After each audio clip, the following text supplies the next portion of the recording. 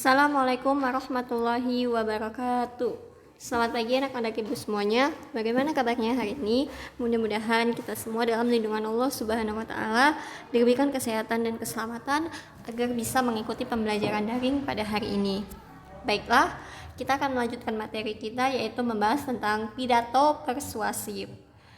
Yang akan kita bahas yaitu pengertian, tujuan dari pidato persuasif, menyimpulkan pidato persuasif. Oke, sebelum kita masuk, sebelumnya ibu mau tanya, di sini anak-anak ibu semuanya udah pernah belum mendengarkan atau membaca naskah pidato atau mendengarkan pidato di radio ataupun secara umum di acara-acara tertentu, ya? Pasti sebagian dari kalian sudah pernah. Nah, disuruh untuk berpidato atau menuliskan naskah pidato juga pasti sebagian dari kalian sudah pernah. Nah, bagaimana dengan persuasif? Sudah ada yang kenal dengan atau sudah ada yang familiar dengan kata persuasif? Atau sudah adakah yang diantara kalian yang mempelajari tentang kalimat persuasif? Oke, jadi persuasif ini adalah bersifat mengajak. Nah, kita masuk ke pengertian pidato persuasif. Pidato persuasif itu merupakan bagian dari teks eksposisi. Teks eksposisi sebelumnya sudah kita pelajari di kelas 8, yaitu teks yang berisikan argumen untuk menyampaikan suatu gagasan dan berusaha untuk mengajak seseorang itu percaya dengan argumen yang kita sampaikan. Nah, pidato persuasif itu merupakan seni mengungkapkan pendapat secara jelas dan logis sehingga dapat meyakinkan pembaca atau pendengar dengan menyajikan argumen dari satu sudut pandang. Artinya, orang yang menyampaikan pidato persuasif ini, dia menyampaikan secara jelas pendapat yang ia punyai atau argumen yang ia miliki sebisa mungkin meyakinkan si pendengar atau si pembaca dari pidato persuasif tersebut. Nah, yang selanjutnya adalah tujuan pidato persuasif. Pidato persuasif ini bertujuan untuk meyakinkan audiensi itu pembaca atau pendengar dari yang menyampaikan pidato persuasif untuk melakukan sesuatu dengan mengambil satu sudut pandang dan membuktikan kebenaran agar meyakinkan orang untuk melihat suatu persoalan hanya dari sisi itu. Selanjutnya, karena tadi persuasif merupakan bagian dari teks eksposisi, di sini ibu mau sampaikan ada 3 tipe eksposisi. Yang pertama adalah mengubah sikap atau pandangan seseorang terhadap sebuah persoalan. Bisa kita lihat pada editorial surat kabar, pidato politik, kampanye, dan lain-lain. Yang kedua adalah digunakan untuk membela suatu kasus.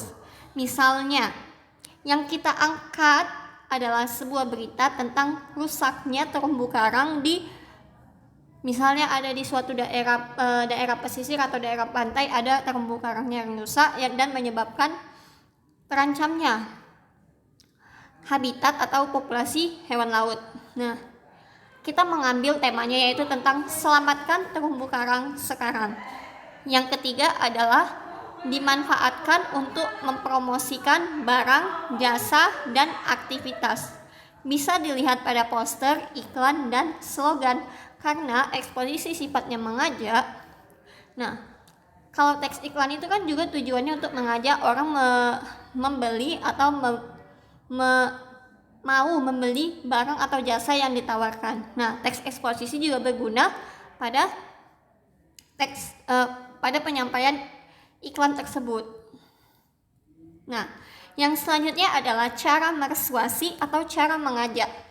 Yang pertama bisa melalui etika atau etos. Nah, kita melakukan pendekatan melalui etika atau etos. Contoh teksnya itu kita bisa gunakan yaitu daur ulang adalah hal benar yang kita lakukan. Memubazirkan sumber daya kita yang terbatas sama dengan mencuri hak anak cucu kita di masa depan. Ini tidak bermoral. Contoh penyampaian etika atau etosnya itu bisa dilihat pada kalimat Memubazirkan sumber daya kita yang terbatas sama dengan mencuri hak anak cucu kita di masa depan. Ini tidak bermoral, karena kata bermoral itu berkaitan dengan etika. Yang kedua adalah emosi atau potos. Coba pikirkan jutaan hewan yang kehilangan rumahnya setiap hari akibat pohon yang ditebang. Jika daur ulang berkelanjutan, kita dapat menyelamatkan banyak hutan yang indah.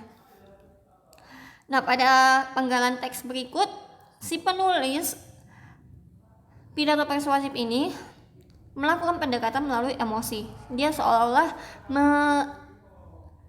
membangkitkan emosi kita. Oh iya ya, ternyata benar apa yang dia bilang, yaitu melalui teks tersebut. Contohnya yang terakhir adalah logika atau logos. Kita paham bahwa cadangan sumber daya alami kita terbatas. Kita dapat memperpanjang cadangan kita dengan daur ulang. Nah, pada pendekatan logika ini, si penyampai pidato persuasif ini mengajak kita untuk menggunakan logika kita. Nah, contohnya itu kita udah tahu bahwa cadangan sumber daya alami itu terbatas. Nah, untuk mengakali hal tersebut, kita bisa memperpanjang cadangannya itu dengan daur ulang apa yang sudah kita pakai. Nah, yang selanjutnya adalah menyimpulkan teks pidato persuasif. Yang pertama bisa melalui mendengarkan atau menyimak isi pidato persuasif. Setelah itu kita tentukan topik pidato persuasifnya apa. Nah, yang selanjutnya kita catatlah butir-butir penting dalam pidato persuasif tersebut. Kemudian yang terakhir, kita simpulkanlah gagasan, pandangan atau pesan dalam pidato persuasif tersebut. Yang selanjutnya adalah menentukan kalimat utama dan ide pokok dalam paragraf. Ini kita gunakan jika kita ingin menyimpulkan sebuah pidato persuasif. Yang kita cari pertama yaitu kalimat utama. Kalimat utama ini bisa kita cari melalui per paragraf atau dari satu paragraf ke paragraf. Dia kita temukan dalam satu paragraf. Kalimat utama adalah kalimat yang di dalamnya terdapat ide pokok atau gagasan utama paragraf. Letaknya biasa di awal atau di akhir paragraf. Nah, ini soal tentang mencari kalimat utama ataupun gagasan utama ini sering kita temui dalam soal-soal bahasa Indonesia. Jadi kalimat utama itu bisa letaknya